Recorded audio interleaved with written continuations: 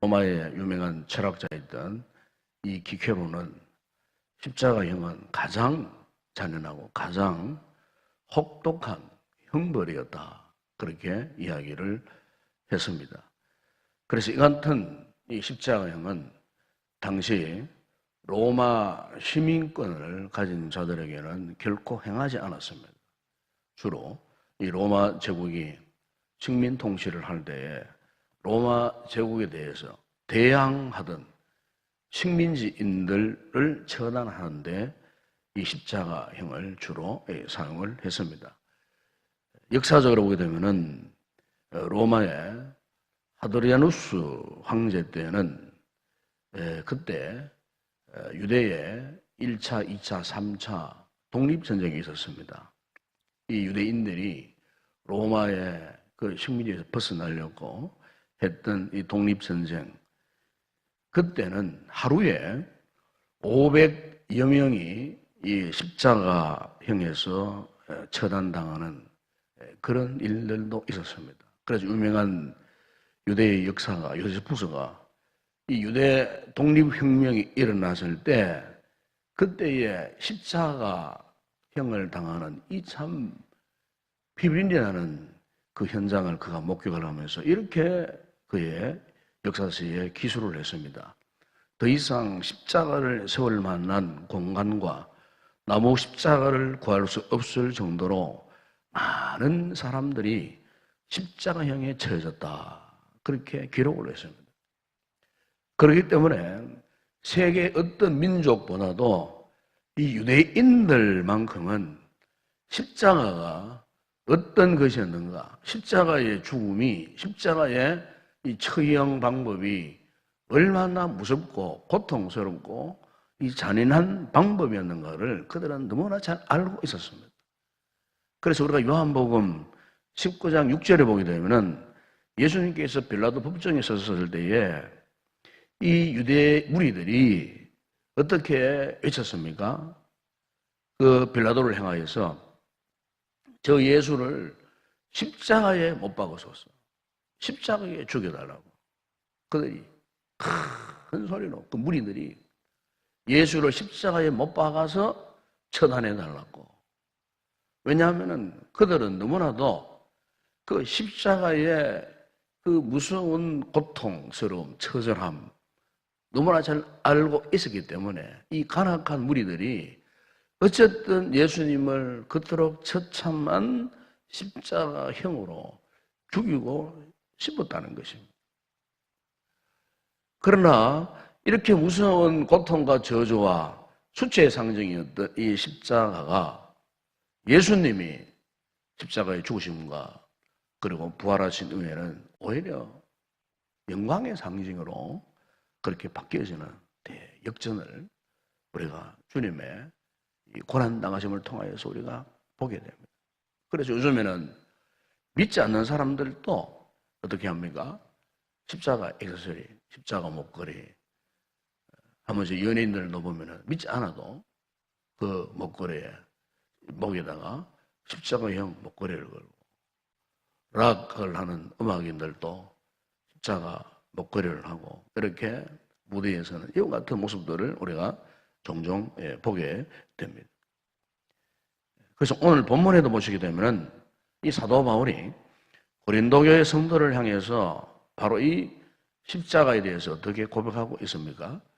23절 24절에 보게 되면 우리는 십자가에 못 박힌 그리스도를 전하니 유대인에게는 끄리끼는 것이요 이방인에게는 미련한 것이로되 오직 부르심을 받은 자들에게는 유대인이나 헬라인이나 그리스도는 하나님의 능력이요 하나님의 지혜라고. 여러분 여기 이것은 사도 바울이 무엇을 의미하느냐면은 바로 예수 그리스도의 그 십자가의 죽으심, 바로 우리를 죄악 가운데에서 대속해 주신 그 십자가, 그 십자가를 한마디로 그것은 하나님의 능력이고 하나님의 지혜다. 그렇게 지금 바울은 표현을 하고 있습니다. 당시 바울 시대에 이 로마 사람들이 최고의 선이요, 최고의 이 가치라고 그들이 주장하는 것이 뭐냐면은 지혜였습니다. 지혜. 로마인들은 지혜를 굉장히 숭상했습니다. 지혜를 구하였습니다. 그래서 그 로마인들이 구하는 그 지혜를 다루는 학문을 철학입니다. 철학인데 이 철학에는 이 단어가 영어로 필로소피랍니다. 이 필로소피라는 말은 필로스, 사랑이라는 단어하고 소피아라고 하는 이 지혜가 합쳐진 말이에요. 그러니까 지혜를 사랑하는 학문이 철학이었어요. 그만큼 로마 사람들은 지혜를 굉장히 숭상했습니다. 지혜를 학문으로 다룰 정도로 굉장히 숭상했어요. 그런데 오늘 사도 바울이 이 같은 지혜에 대해서 사도 바울은 그 무엇을 지혜라고 말하느냐? 그것은 예수 그리스도께서 못 박히신 그 십자가가 지혜라는 겁니다. 십자가가 비록 사람들에게는 어리석게 보여요. 왜냐하면 그 당시에 십자가는 너무나 처참한 사형틀에 불과했어요. 저주받은 인생들만 나무에 매어 달린다고 유대인들도 그렇게 생각했어요. 그렇기 때문에 십자가는 절대로 지혜가 될 수 없었어요. 그런데 바울은 역설적으로 그 십자가를 어떻게 말씀하느냐 하면은 지혜다. 하나님의 지혜다. 21절에 보세요. 하나님의 지혜에 있어서는 이 세상이 자기 지혜로 하나님을 알지 못하므로 하나님께서 전도에 미련한 것으로 믿는 자를 구원하시기를 기뻐하셨다. 여러분, 여기에 전도에 미련한 것이 무엇을 말씀하는 것입니까? 바로 예수님이 십자가에 못 박혀 달리도록 하셨던 그 십자가의 죽으심을 말씀합니다. 십자가의 죽으심. 세상 사람들은 세상 사람 눈으로 볼 때는 십자가 도대체 믿어지지 않아요. 미련하게만 보인다 그 말이에요. 그런데 바울은 역설적으로 계속 표현합니다. 전도에 미련한 것으로 믿는 자들을, 바로 그 십자가를 믿는 자들을 구원하시기를 기뻐하셨다. 사람의 죄로는 하나님을 알지 못하고 사람의 죄로는 구원에 이를 수 없지만은 그러나 십자가를 통해서 사람을 구원한다 그 말씀입니다. 여러분, 오늘 우리의 삶에 있어서, 오늘 우리의 신앙생활에 있어서 십자가가 왜 이렇게 소중할까요? 바로 그것은 그 십자가는 우리에게 구원의 기적, 구원의 은혜를 베풀어 주셨기 때문에 그 십자가를 통하여서 하나님이 계획하셨던 그 모든 구원 계획을 성취하셨기 때문에. 그러므로 여러분, 십자가를 통하지 않고서는 하나님을 알 수 없어요.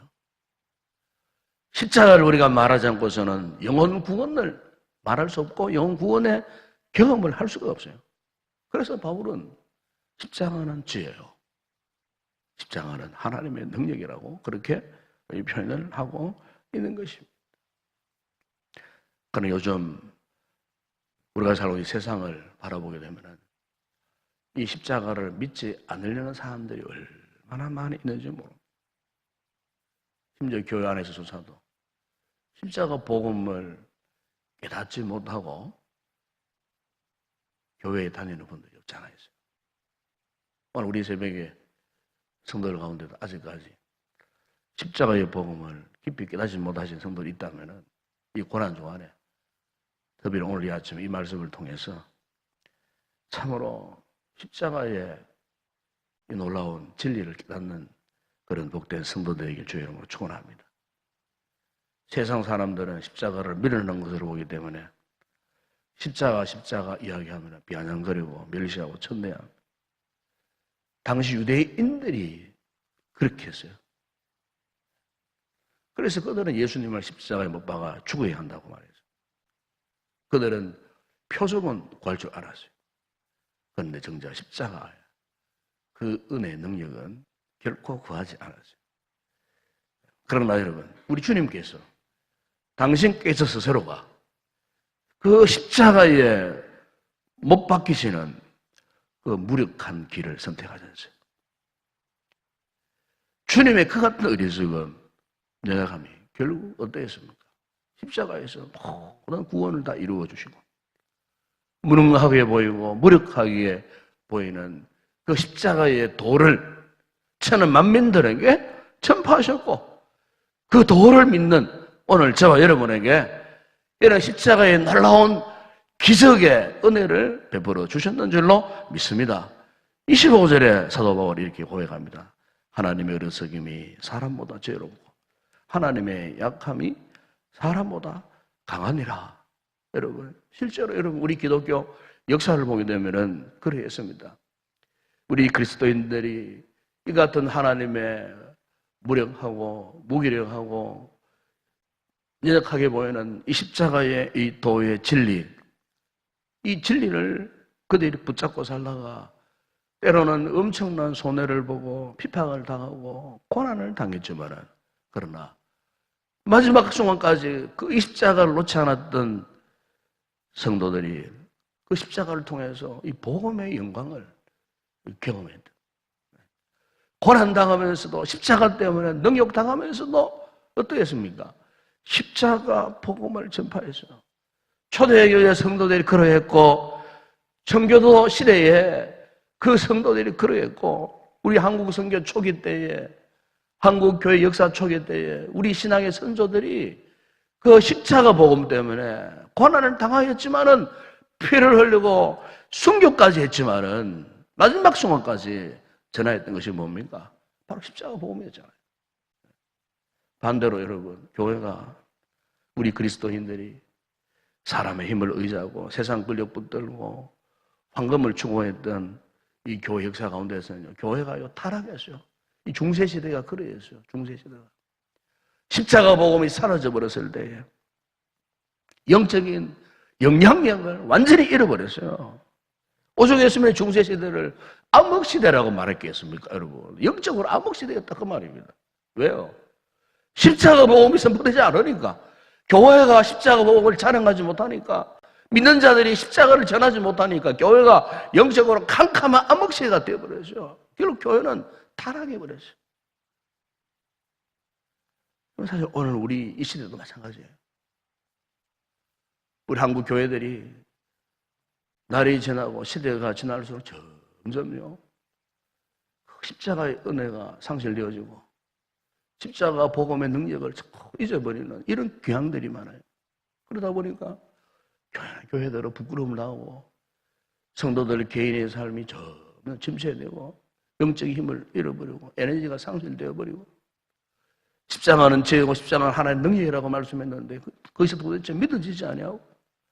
그러다 보니까 자꾸 세상적인 가치만 추구하고 돈과 황금만 누리기를 원하고 권력만 유지하기를 원하고 이러다 보니까 요즘 우리 시대의 영적 환경이 지금 말이 아닙니다. 말이야.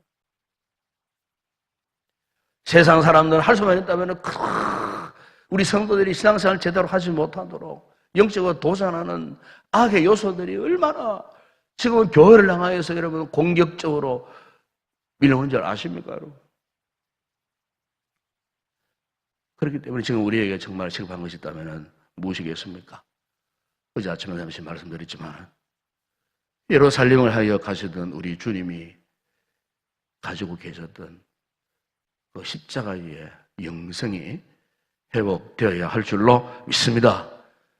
주님의 제자들이 그러했듯이 1세기 초대교회 성도들이 그러했듯이 우리 한국교회 초기 신앙의 선조들이 그러했듯이 그 무서운 핍박 속에서 박해를 받으면서도 오직 복음 하나만을 붙들고 십자가의 영성을 무장해서 사명을 감당했듯이 오늘 우리 교회가 우리 모든 성도들이 이런 놀라운 십자가의 영성으로 우리 믿음이 회복해야 할 줄로 믿습니다.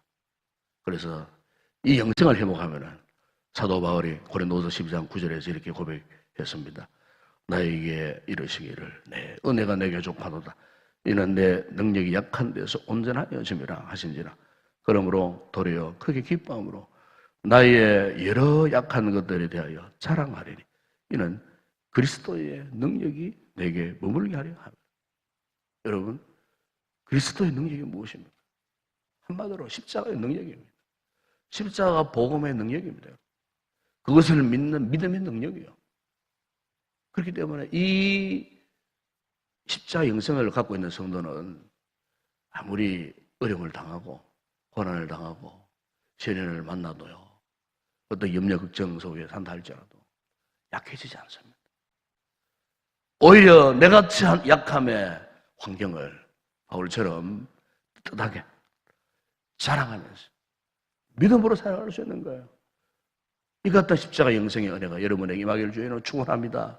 이 놀라운 은혜가 오늘 아침에 십자가를 바라고 사모하는 성도들의 심령 가운데 다시 한번 새롭게 회복되는 이 은혜를 누리고 기쁨으로 돌아가는 복된 성도들이 되시기를 주의 이름으로 축원합니다. 기도하겠습니다. 아버지 하나님, 고난주간 둘째 날 우리가 너무나 잘 알고 있고 우리가 너무나 쉽게 고백하고 우리가 너무나 당연한 사실이지만 바로 이 십자가의 이 영성의 은혜를 다시 한번 기억하고 이 시간 우리의 마음 중심 깊은 곳에서부터 진실로 십자가의 은혜를 사모하는 이 같은 놀라운 은혜를 주시고 주님이 십자가를 지셨던 것처럼 우리 또한 십자가 지기를 기뻐하고 즐거워하는 가운데 십자가 복음의 능력으로 오늘 하루도 승리하며 살기로 결단하고 돌아가는 복된 성도들 다 되게 하여 주시옵소서. 십자가를 통하여서 하나님의 지혜를 얻고 십자가를 통해서 하나님의 능력을 얻어 기쁨으로 믿음의 삶을 살아가는 우리 모든 성도들 다 되게 하여 주시옵소서. 예수님의 이름으로 기도드리옵나이다. 아멘.